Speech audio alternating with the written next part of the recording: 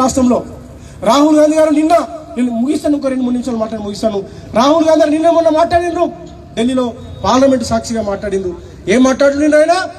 Parliament సాక్షిగా దళితులను, ఆదివాసులను, బీసీలను పద్మవ్యూహంలోకి నెట్టిండ్రు. ఆ రోజు అభిమానులను చంపిండ్రు. కానీ ఈ దళితులను, ఆదివాసులను, బీసీలను ఈ పద్మవ్యూహంలోకి అభిమానులా కాదు, అర్జునులాగా బయటకు తీసుకొస్తా, దానికోసం కులకర్ణ అనేది ఒక మార్గం, ఒక సాధనం అన్నాడు. అంటే పద్మవ్యూహం నుంచి మనల్ని బయట తీసుకెళ్ళడం కోసము కులకర్ణ అనే ఒక సాధనంగా వాడుతా అని చెప్పేసి రాహుల్ గాంధీ గారు మాట్లాడుతున్నారు.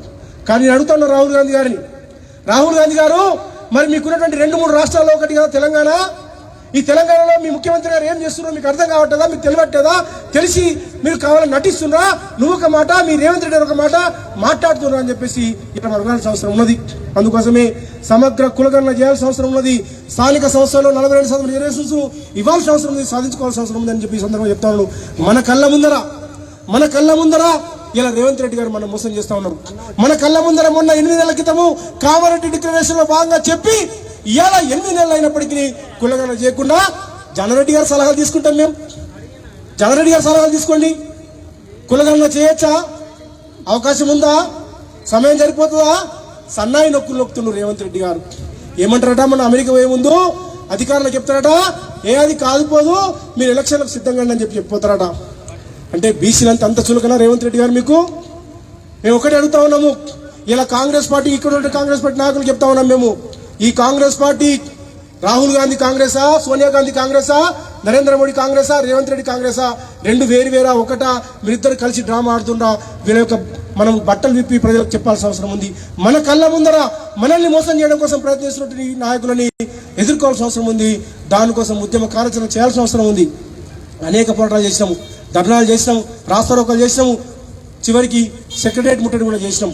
అయినప్పటికీ ఈ ప్రభుత్వం మొండిగా పోతా ఉన్నది. వారు అనుకుంటున్నారు కేవలం మా చుట్టాలు పక్కాలు మేము ఓట్లేస్తే వచ్చినాము, మేము వీళ్ళతో ఐక్యం అవుతారా, వీళ్ళు పోతారా అని చెప్పేసి ఇలా రేవంత్ రెడ్డి గారు, కాంగ్రెస్ పార్టీ నాయకులారా చూడండి.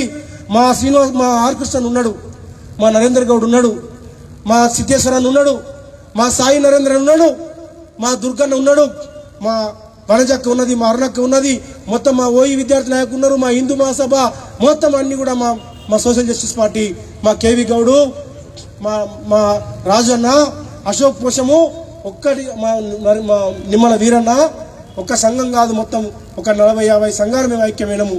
అంటే మేము విడిపోయలేము, మేము ఐక్యంగా ఉన్నాము. ఆర్ కృష్ణ నాయకత్వంలో మేమంతా ఐక్యంగా ఉన్నాము. మా శ్రీనన్న మాకు తోడైండు, మా వినయన తోడైండు. మేము పోరాటాలు చేస్తాము, ఉద్యమాలు చేస్తాము, ఎటువంటి త్యాగాలకైనా సిద్ధపడతామని చెప్పి చెప్తా ఉన్నాను. మీరు అనుకుంటున్నారు అన్ని ప్రోగ్రాంలు అయిపోయినాయి, సత్యాగ్రహ తీసిండ్రు, 500 మంది వచ్చిండు, శ్రీనివాస్ గౌడ్ వచ్చిండు, కృష్ణన్ వచ్చిండు, వినయన్ వచ్చిండు, అయిపోయింది పోయింది అనుకుంటుండ్రు. ఇంతకు మా సిద్ధేశ్వరన్న చెప్పిండు, ఆ రోజు కేసీఆర్ గారు తెలంగాణ ఉద్యమంలో చివరి అస్త్రంగా ఆమరణ నిరోధక చట్టం అయితే పూనుకున్నాడో, తెలంగాణ ఎట్లా సాధించిండో వారి యొక్క నాకు ఆ రోజు వారిని మార్గదర్శకం తీసుకొని, వారిని ఆదర్శంగా తీసుకొని మనమందరం కూడా మనల్ని పరిచయం పెట్టి మనల్ని పట్టించుకోకుండా ఈ రేవంత్ రెడ్డి గారు స్థానిక సంస్థల ఎన్నికలకు పోవడానికి సిద్ధపడితే మనమంతా ఆమరణ నిరోధక చేద్దామా? ఎంతమంది యోధులు వస్తారు ముందరికి? మా సిద్ధేశ్వరని అంటున్నాను, ఆమరణ నిరోధక చేయడానికి నేను రెడీ ఉన్నా అని చెప్పి అంటున్నాడు. మా నరేంద్ర గౌడ్ అంటున్నాడు, మేము రెడీ ఉన్నా అంటున్నాడు.